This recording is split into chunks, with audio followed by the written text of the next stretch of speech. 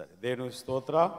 మరి ఈ సమయాన్న మన మధ్య ఉన్నటువంటి కె విశ్వాసరావు గారు శ్రీకాకుళం, ఆయన మనకు వర్తమానం అందిస్తారు. ప్రతి వారు కూడా శ్రద్ధగా అనవలసిందిగా మనం చేస్తున్నాం. దేవునికి స్తోత్రం. మీ అందరికీ మరణాత.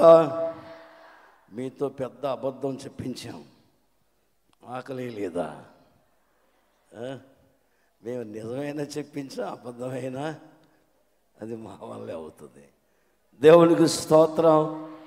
చిన్న ప్రార్థన. దయగల తండ్రి, ఈ చివరి వర్తమానం నీ కృప దయచేసి నీ వాక్కు అనుగ్రహించమని, వాక్కు మంచి బోధకుడైన వాక్యమైన యేసునామమున అడుగుచున్నాము తండ్రి.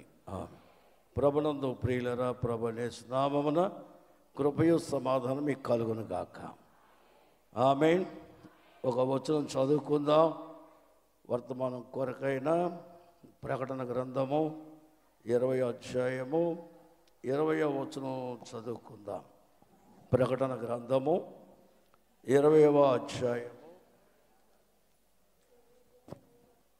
1వ వచనం చదువుకుందాం. మరియు పెద్ద సంఖ్యలను మొదట వచనం నేను చదువుతాను, తర్వాత మీరు అన్ని వచనాలు మీరే చదువుతారు. కానీ మరియు పెద్ద సంఖ్యలు చేత పట్టుకొని అగాధం యొక్క తాళపు గల యొక్క దేవదూత పరలోకము నుండి దిగువచ్చుట చూచితని. కాబట్టి అతడు ఆది సర్పమును అనగా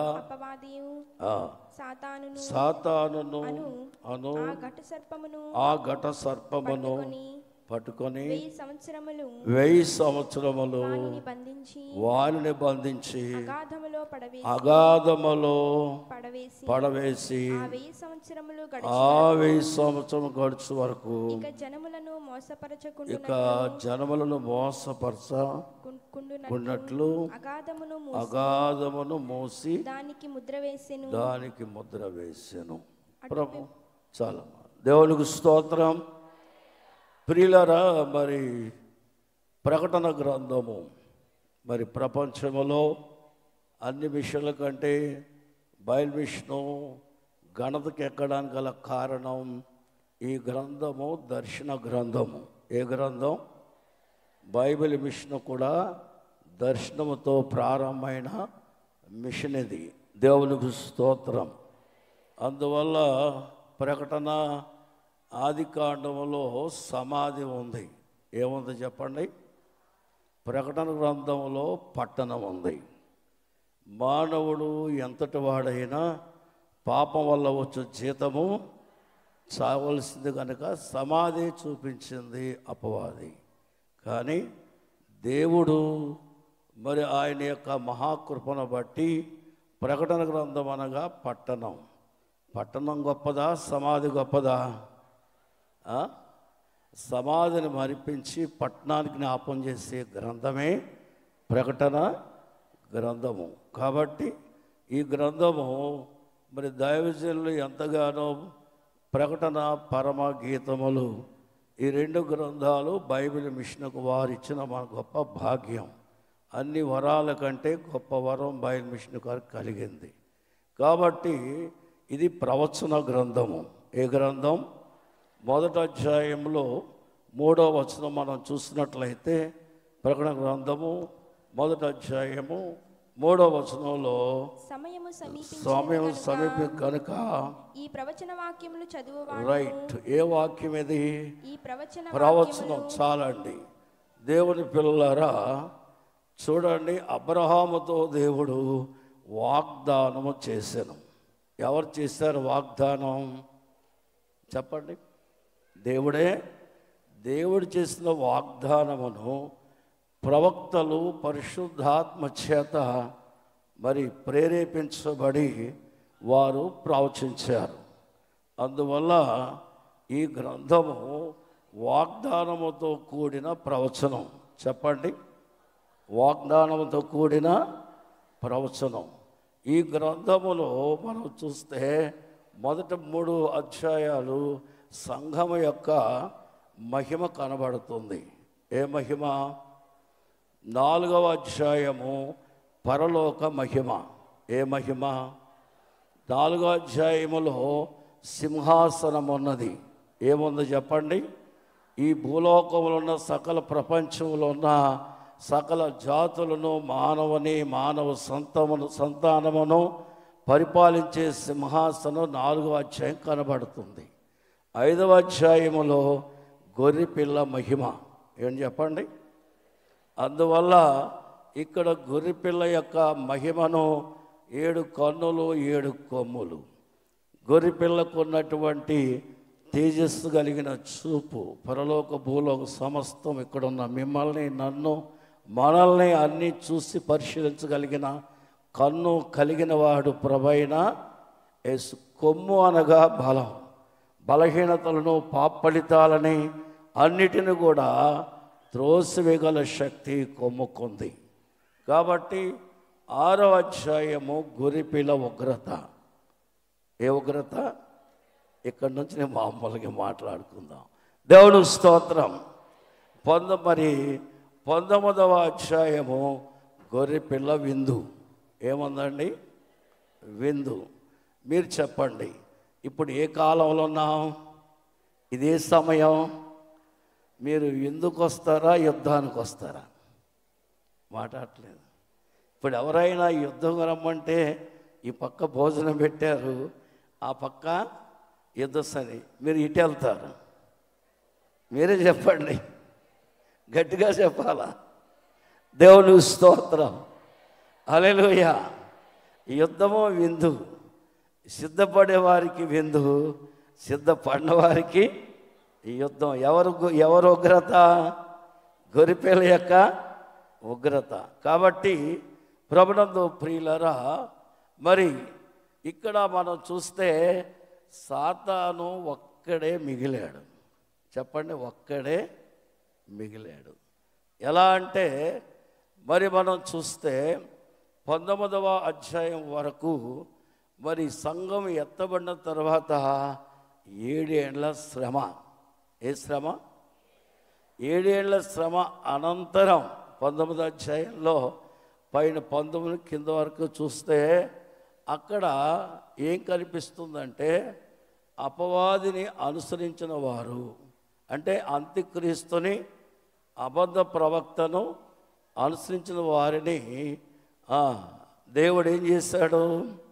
ఆయన అలాగే అంత్యక్రీస్తుని, అబద్ధ ప్రవక్తను అగ్ని గంధకంలో ఆయన వేసినట్లుగా రాయబడింది. అయితే ఇంకెవరున్నారు? దాన్ని 7 సంవత్సరాలు దాన్ని అనుసరించినటువంటి పాలకులు, దాని పరివారము, దాని సమూహము, దాన్ని కలిగినటువంటి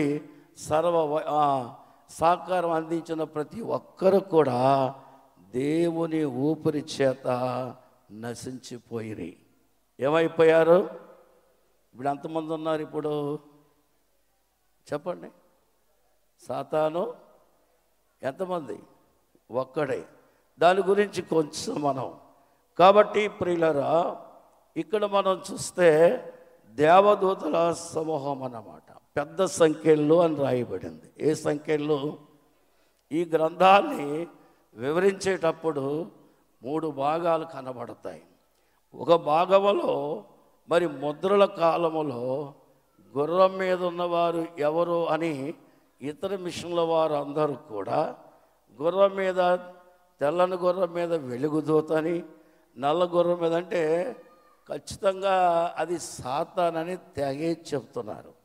కానీ దేవదాసయ్య గారు తెల్ల గుర్రం మీద ఉన్నవాడు, అలాగే శాంతి దూత, నల్ల గుర్రం మీద తీర్పు, పాండ్రవర్ణం గుర్రం అంటే వారు సిద్ధపడి ప్రభు మాట వెనక మిగిలిపోయారు గనక వారు మరణం పొంది తిరిగి మరలా ఆయన సముఖం చేరవలస్తున్నారు. అంటే వారు ముఖాలు పాలిపోయినవని ఈ 3 గుర్రాల విషయంలో. అందుకని ఇతరులు ఈ మాటలు వ్యతిరేకిస్తూ ఉన్నారు. అందువల్ల రెండవది ఏంటంటే 12వ అధ్యాయములో మరొక మాట కనబడుతుంది. 5వ వచనంలో పెళ్లి కుమార్తె ఎత్తబడే ఇనపదండంతో ఏలనై ఉన్న మగ అంటే రోషం, శిశువు అంటే దీనత్వం. యేసుక్రీస్తు రోషం గలవాడై ఉన్నాడు. అందుకని అయ్యగారు దీనుండై మోయగలవాడు, కౌగులించుకోగలవాడు. ఈ ప్రేమ ఎవరికి ఉంది? ధీరత్వంతో పాపాన్ని జయించాడు, పాపులైన వారిని దీన మనసుతో కౌగులించుకున్నాడని అయ్యగారు రాశారు. అదే గొర్రెపిల్లగా లేక ఆ యొక్క వధువు అనే సంఘానికి కూడా మగ శిశువు. చెప్పండి, ఏ శిశువు? మగ అంటే రోషం. ఉందా మీకు ఆ రోషం? ఎంతమందికి రోషం ఉందో చెప్పండి. ఎంతమందికి రోషం లేదా? రోషం ఉంటే సరిపోద్దా? దీనత్వం ఉండాలి. ఏముండాలి? ఎంతమందికి ఉంది దీనత్వం? కనుక ప్రభునందు ప్రియులరా, మరి మనం చూస్తే ఈ గ్రంథంలోని విషయాలు, ఈ సంఖ్యలు పట్టుకున్న దూత, అసలు ఈ దూత ఎవరు అనే మాట వచ్చినప్పుడు అనేక మంది ఆయనకి మరి అపవాదిని బంధించవలసిన అవసరం ఆయనకేంటి? బోల్డ్ సమూహం ఉంది, వాళ్ళు పనివారు ఉన్నారు, పరివారం ఉంటుండగా ఆయనకి అవసరం లేదని బోధిస్తున్నారు. కానీ దైవజనుడైతే ప్రభువు చెప్పగా నేను బోధిస్తున్నానని చెప్పాడు గనక ఈ దూత యేసు ప్రభు. చెప్పండి, ఈ దూత ఎవరు అమ్మా? యేసు ప్రభు. యేసు ప్రభు బలమైన వాడు, శక్తిమంతుడని మనం గమనిస్తున్నాం. చూడండి, ఈ లూసిఫర్ గురించి కొంచెం, దూతల గురించి కొంచెం నేను ఎక్కువ చెప్పను. నాకు ఇచ్చిన టైం అని కాదు, మంచి టైమే ఇచ్చారు, చాలా మంచిది. ఎందుకంటే ఎక్కువ టైం ఇస్తే మీకు ఎక్కువలు వస్తాయి కదా, దేవుని స్తోత్రం. తక్కువ టైం అయితే నాకు తొందరగా అయిపోద్ది. కాబట్టి ఒకటి ఏంటంటే, ఈ దూత ముందు వైభవం గలదుగా కనిపిస్తుంది కనుక ఒకటి వైభవం ఏముంది, దాని వైభవాన్ని చూసి మోసగించుకుంది కనుక రెండవది మోసం, మూడవది దౌర్జన్యం. మొదటి ఏం చెప్పండి? మన భక్తిలో కూడా వరాలతో, ఆత్మీయతతో, ఆశీర్వాదాలతో, ధన్యతలతో, దీవెనలతో, వైభవంతో ఉంటాం.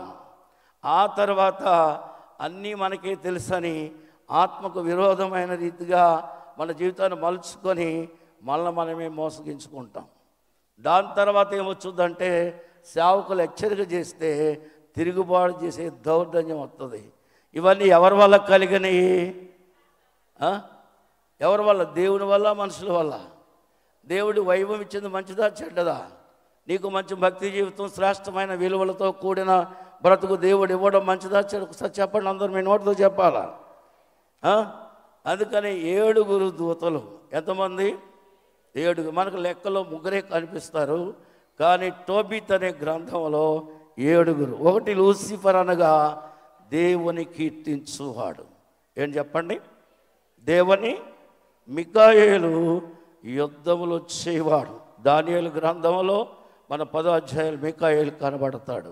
దేవుని స్తోత్రం. గాబ్రియేల్ అనగా వర్తమాన దూత.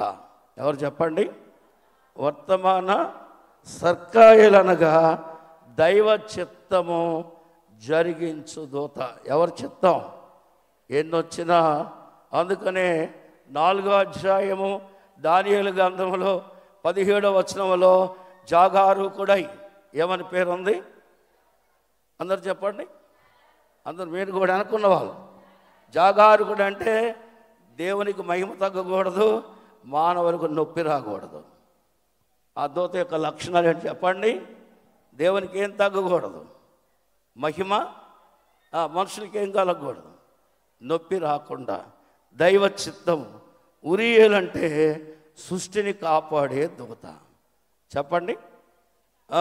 రఘుయేలంటే భక్తులను కాపాడే దూత. ఎవరినండి? దేవునికి మహిమ కలుగును గాక. రఫాయేల్ అంటే దేవుని ఉగ్రత నుండి లేక మనకు కావలసిన స్వస్థ విలువైన విషయాలు. ఇలాగూ ఈ 7 దూతల గురించి మనం చూస్తూ ఉన్నాం. కాబట్టి ప్రియులరా, ఈవేళ ఈ దూత అనగా ఇంతకు ముందే చెప్పాను, ఎందుకంటే టయాన్ని బట్టి. యేసు ప్రభువే. ఈ సంఖ్యలు పట్టుకున్నది ఎవరు? యేసు ప్రభు. ఎందుకంటే మీకు అనుమానం రావచ్చు, మీకు కూడా చాలామంది ఎక్కువ బైబిల్ బాగా చదవకపోతే, ఎక్కువగా చదివితే ఎగస్ట్రా ఆలోచనలు వస్తాయి, బాగా చదివితే భాగ్యం కలిగిన ఆలోచనలు వస్తాయి. ఎక్కువ చదువుతున్నా, ఎక్స్ట్రా చదువుతున్నావా? చెప్పాలా? దేవుని స్తోత్రం. మికాయేలు దూత ఏమంది 9వ వచనం యోధా పత్రికలో? చెప్పండి. చదవగలరా? వచనం 9వ వచనం. అయితే ప్రధాన దూత అయిన మికాయేలు అపవాదితో వాదించుచు మోషే యొక్క శరీరమును గూర్చి దూషించి తీర్పు తీర్చ తెగింపలేదు. చాలు. ఏం చేయలేదు? చూడండి, వారు అనగా మికాయేలు కానీ గాబ్రి వీరందరూ కూడా దేవుని ఆజ్ఞకు పరిమితి గలవారై ఉన్నారు. వారు మించి ఏ పని చేయరని చెప్పడానికి ఇక్కడ ఈ మాట సాక్ష్యం ఇస్తూ ఉంది. ఆదాము అవ్వలు దేవుడు వద్దన్న ఫలం తిన్నారు. ఏ ఫలం తిన్నారు? వద్దన్న, చెప్పండి. దిగంబరులుగా ఏమైపోయారు? దిగంబరులు ఏమైపోయారండి? అందుకని వారు దేవుని మాట ధిక్కరించినందున వారు దిగంబరులయ్యారు. కాబట్టి ఈ దూతలు దేవుడు చెప్పిందే తప్ప స్వంతగా ఏమీ చేయరు. దేవుడు బయలుపరిచిన బైబిల్ మిషన్ వారు ఆయన మీతో చెప్పున్నది చెప్పాలా? అన్నీ చేసి తప్పయిందని, అన్నీ చేసి ఒప్పయిందని చెప్పే మిషన్ బైబిల్ మిషన్ కాదు. ఎవరు చెప్పినట్టు చేయాలి. అందుకనే ఆదామవ్వలు అపరాధం తెచ్చారు కనుక మనందరికీ ఏమొచ్చింది? పాపం. 3 భాగాలు. 1 జన్మ పాపం, 2 కర్మ పాపం, 3 దీర్ఘకాల ఏ పాపాలు. ఇవన్నీ ఎవరి వల్ల వచ్చినాయి? అందువల్ల దూతలు ఎప్పుడు కూడా దేవుని మాట ధిక్కరించరు అని చెప్పడానికి ఈ మాట మీకు తెలియజేస్తూ ఉన్నాను. కాబట్టి దేవుని పిల్లరా, సాతానును చెరలో వేయుటకు చెప్పండి దేవుడు వారికి ఎందుకు అప్పగించలేదు అనంటే, ఆ దూత నాతో కూడా రా అని చెప్పి ఆ దూతను పట్టుకుంటే వదిలించుకోగలదా? యేసుప్రభుని పట్టుకోగలదా? వద్దని చెప్పగలదా? వేయొద్దని అనగలదా? మాట మీరగలదా? తిరుగుబాటు చేయగలదా? అందుకని ఆ పని ఎవరికి అప్పగించలేదు? దూతలకు అప్పగించలేదు. దేవుని స్తోత్రం. హల్లెలూయా. దేవునికి మహిమ కలుగును గాక. ప్రకటన గ్రంథంలో అనేక సత్యాలు ఉన్నాయి. 22 అధ్యాయాలు ఎక్కడ మనం 13 చూసినట్లయితే దేవదూత వర్తమానం తెస్తుంది, ప్రవక్తలు ప్రవచనం చెప్తారు, దాసులు వివరిస్తారు. చెప్పండి, దేవదూత పని ఏంటి? 22:13 12 అక్కడ ఉండదు. ఆ మాట మీరు చూసుకుంటే టైం లేదు కాబట్టి దేవదూత ఏం చేస్తుంది? దేవుడు చెప్పి మనకు అందిస్తుంది. మరి ప్రవక్తలు ఏం చేస్తారు? ఆ మాటలు ప్రవచిస్తారు. మరి దాసులైన వారు ఏం చేస్తారు? అందరికీ అందిస్తారు. అయితే ఈ క్రమంలో మన దైవజనుడు దేవదూత వలె దేవుని సముఖంలో అందుకున్న స్థానంలోకి వెళ్ళాడు. ఆయన ఎవరి మాట వినందున చెప్పాలా? మనం ఎందుకు వెళ్ళలేకపోతున్నాం? అయ్యగారు అచ్చేశారు ఇచ్చేశారు అంటున్నాం కదా. మరి నువ్వేం చేస్తున్నావు? నువ్వేం చేయగలుగుతున్నావు? ఎప్పుడైనా వేసుకున్నావు ఈ ప్రశ్న?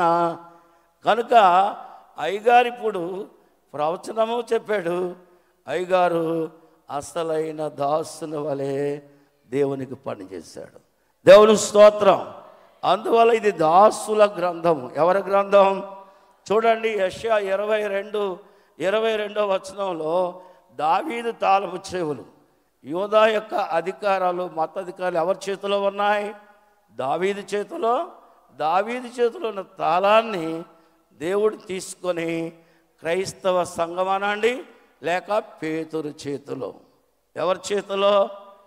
వారి చేతిలో తాళం వీరి చేతులు. అంటే ఇప్పుడు తాళం మీద అధికారం ఎవరికి ఉంది? అగాధం మీద అధికారం ఎవరికి ఉంది?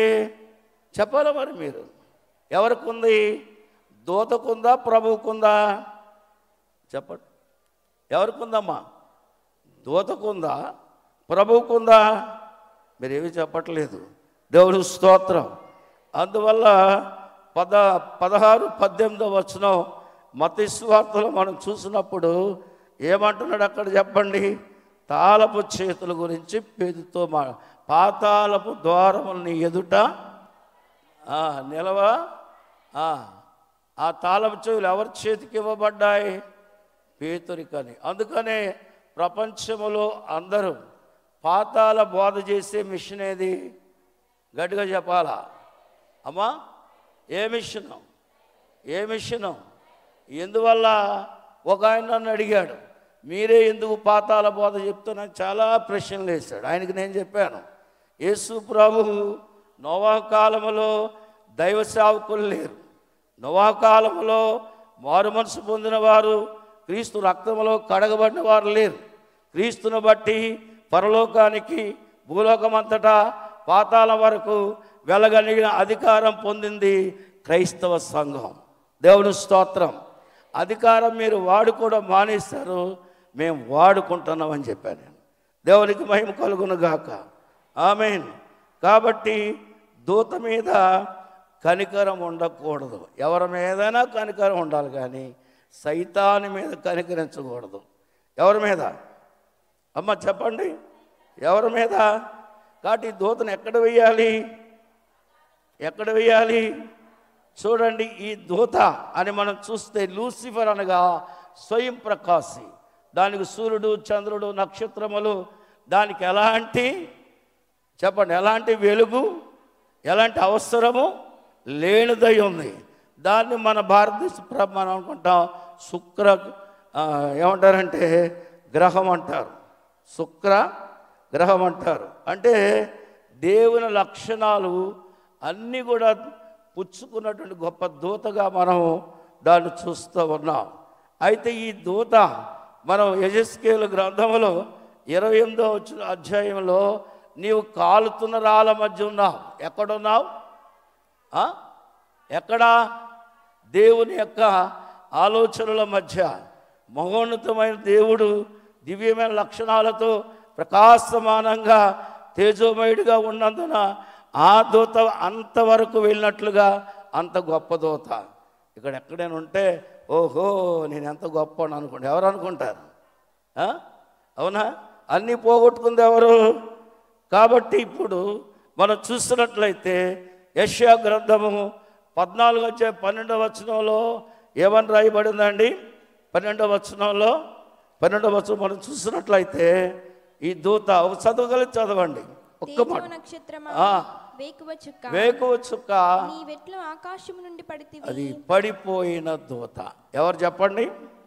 దాని నివాసము వాయుమండలం. ఏంటది?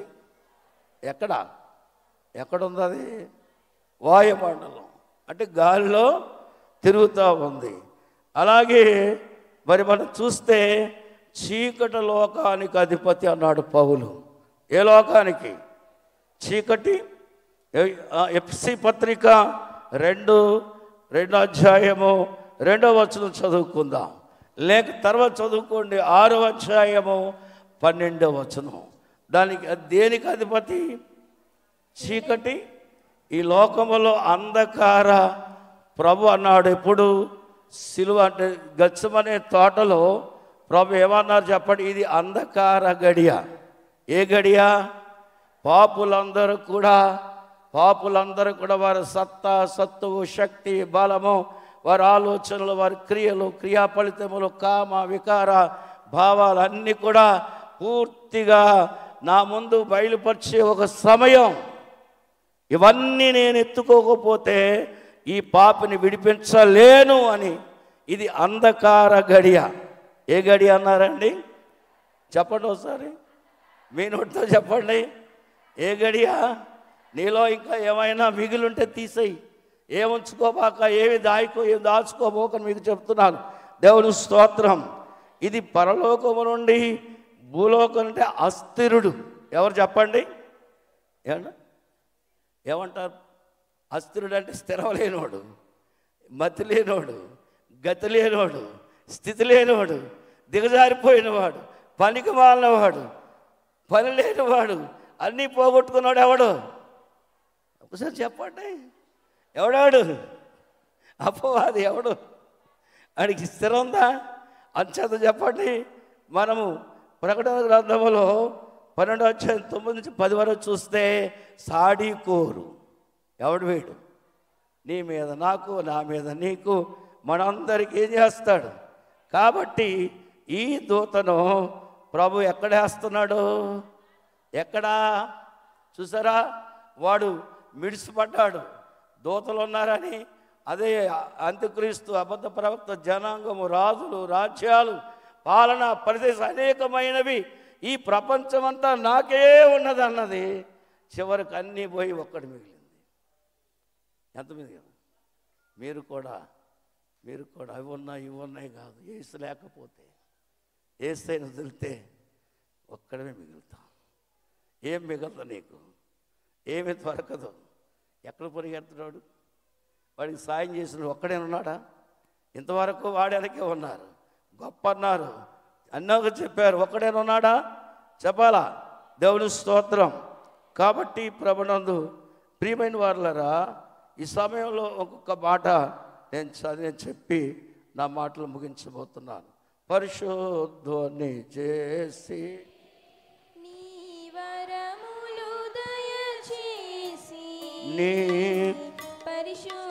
సరే సరే సరే ఈ దూత యొక్క జాతి ఏంటి చెప్పండి? చాలామంది ఏమంటాం, మేము ఏ జాతి వారం అంటే కెరూబు. ఎవరు దాని జాతి ఏంటి చెప్పండి? దావీదు కీర్తన 80వ చూడండి, 18వ కీర్తన 10వ వచనం, అలాగే 80వ కీర్తన 1వ వచనం, అలాగే యెషయా గ్రంథం 14:13. కెరూబు ఏంటండి? కెరూబు. ఆది కాండంలో దేవుడు కెరూబులు ఆదామంలో ఒకడయ్యాడు. మనలాంటి వాడైతే ఈ పాపం చావకపోతే నిత్యం ఆదరణలు ఉంచాల్సి వస్తుంది. కాబట్టి ఆ జీవవృక్షం పొలం జోలికి వెళ్ళనివ్వకుండా దేవుడు కెరూబులను పెట్టాడు. అంటే గొప్ప విలువ గల మనం చూస్తున్నాం. దేవునికి మహిమ కలుగును గాక. దాని విలువ యెహెజ్కేలు గ్రంథము 28వ అధ్యాయములో అది పాపము చేయకముందు యథార్థమైనది. చెప్పండి, తప్పు చేయకముందు, చెడుతనం లేకముందు ఎలా ఉందట? యథార్థము. దేవుని స్తోత్రం. అలాగే దాని ఆకర్షణీయం ఏముంది చెప్పండి? యెహెజ్కేలు గ్రంథము 28:13 నుంచి చూస్తాం. అభిషేకించిన కెరూబువై ఎలా ఉన్నావు నీవు? మకరదండ నానా విధములైన వజ్ర అలంకరించబడిన గొప్ప ఆకర్షణ. ఎన్ని కోట్ల మంది దూతలు దానికి ఇవ్వబడ్డారో ఆ దూతను చూసినప్పుడు ఏ దూత కూడా దానికి ఎదురు చెప్పడానికి కానీ ముందుకెళ్ళడానికి లేదు. అంత ఆకర్షణ కలిగిన దూత. దాని నివాసము దేవుని ఏదైనా తోట. ఎక్కడండి? దేవుని మన నివాసం ఎక్కడ? దైవ సన్నిధి. దేవుని స్తోత్రం. దానికి పోయింది, మనకు వచ్చింది. చెప్పండి, దానికి పోయింది. అందుకని దేన్ని ఎగతాళి చేయరు. దైవ సన్నిధిని, దైవ సన్నిధి పనులని ఎగతాళి చేస్తారు. ఎందుకంటే వీరు దేవుడితో ఉండేవాళ్ళని సాతాను ప్రేరేపిస్తూ ఉంటాడు. చిన్న మాట. మరి దాని ఉద్యోగం ఏంటి? దేవుని స్తుతించుట. దేవుని స్తోత్రం. హల్లెలూయా. కాబట్టి జాన్ సెలవరాజయ్య గారు ప్రకటన చెప్తూ ఒక మాట చెప్పారు. దానికి ఇవ్వవలసినటువంటి అర్హతలు: 1 యాజకత్వం, 2 నాయకత్వం, 3 రాజరికం, ప్రవక్త. ఈ 3 పోగొట్టుకున్నాడు. ఎవడు చెప్పాలా? అందుకని మనం ఏమై ఉన్నాం? పేతురు పత్రిక 2:9 వచనంలో రాజులు, యాజకులు, పరిశుద్ధ. అంటే ఇప్పుడు ఎవరికి వచ్చింది? దూత పోగొట్టుకుంది, మనకి వచ్చింది. దేవుని స్తోత్రం. ఇక చివరి మాటగా ఒక్క మాట, నీకు 5 నిమిషాలు. దేవుడు మరి మనం చూసినట్లయితే సాతాను యొక్క దేవునికి మనం చూస్తున్నట్టే సాతానికి దేవుడిచ్చినవి ఏమీ లేకుండా చేశాను. ఒకసారి చెప్పండి మీ నోటితో. సాతానుకు దేవుడిచ్చినవి ఏమీ లేకుండా చేశాను. పాపము చేస్తే, దేవుని మాట ధిక్కరిస్తే నీకు కూడా ఏమీ ఉండవు, ఏమీ లేవు. ఇంత వైభవం పోగొట్టుకొని ఆఖరికి ఎక్కడ నిలబడ్డాడు చెప్పండి? దాని ఆలోచన, దాని ఉద్దేశం ఆకాశ మండలం పైగా ఉండాలా? ఎక్కడ ఉండాలా అమ్మా? నక్షత్రం పైగా ఉండాలా? ఎక్కడ ఉండాలా చెప్పాలా? సభాపర్వతం మీద ఉండాలా? ఎక్కడ ఉండాలా? మేఘమండలం కంటే ఎక్కువగా ఉండాలి? ఎక్కడ ఉండాలా? మహోన్నతునితో సమానంగా ఉండాలా? ప్రజలను ఏం చేయాలా? నష్టపరిచిన దూత. ఇవాళ దేవుని పిల్లరా, దాని ఆలోచన నెరవేరిందా? గట్టి చెప్పండి. బైబిల్ విషయంలో ఎవరు ఉండరంటే గర్విష్ఠులు ఉండలేరు, బలాబలాలు చూపించేవారు ఉండరు, బలముతో బ్రతుకుతున్న వారు ఉండరు. దీనులై ఉండాలి దేవుని కొరకు. దేవునికి మహిమ కలుగును గాక. ఆమేన్, ఆమేన్. వాడికి ఉన్నటువంటి నైజం నేరారోపణ. యోబు గ్రంథం 1:6. గాలిలో దాని యొక్క సంచారం, గాలిలో ఇందాక చెప్పుకున్నాం. అపజయపరుడు మట్టు లేని గొయ్య. అందరం కలిసి ఇప్పుడు సాతాను గెల్వా. వినండి ఈ చరణం మనందరం. యేసు ప్రభు ఆనాడు, ఎప్పుడంటే ఇప్పుడు కాదు, ఇప్పుడే సంఘం ఎత్తబడితే 7 ఏళ్ళ విందు జరిగితే, 7 ఏళ్ళ శ్రమ జరిగితే, ఆ తర్వాత 1000 ఏళ్ళ పాలనకు వచ్చేటప్పటికి ఈ దూతను ఎక్కడేస్తాడు ఆయన? గట్టిగా చెప్పాలా? పెళ్లి కుమార్తె చూడకుండా, గడిచిపోయిన వాళ్ళు చూడకుండా ఎక్కడేస్తారు? ఎవరేస్తారు? మనం చదివాం కాబట్టి, మనం ఉన్నాం కాబట్టి, ప్రభా నువ్వు వేసినప్పుడు మేము కూడా చూస్తాం అన్నది ఎంతమంది ఉన్నారు? ఒక్క దేవదాసయ్య గారు. ఎవరు చెప్పండి? ఎవరున్నారు? సరే ముగిద్దాం. దేవుని స్తోత్రం. మట్టు లేని గొయ్య ఎక్కడికి వెళ్తుంది? 20:15లో ఉంది. చెప్పండి. అది కూడా అగ్ని తన స్నేహితులు ఎక్కడున్నారో అక్కడికే చేర్చబడుతుంది. దేవునికి విచారం. దేవుడు విచారించాడు.